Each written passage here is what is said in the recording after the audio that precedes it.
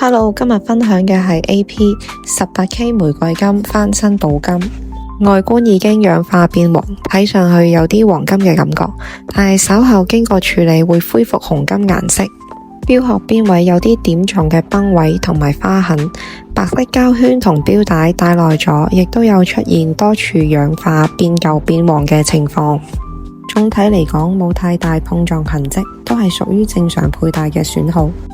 石圈邊位有一處特別明顯嘅撞崩，直頭有忽金撞到變咗形，後續鈀金要特別留意。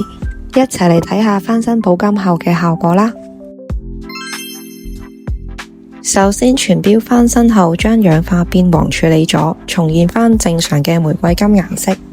將錶殼原先有崩嘅位置先鈀金，直到睇唔到瑕疵後再輕輕打磨，咁可以最大可能保留原裝出廠線條，唔會將手錶磨細。鑽石外圈經過鈀金同埋人手修理之後，已經修復咗變形崩凹嘅問題，依家基本上睇唔出任何撞崩過嘅痕跡。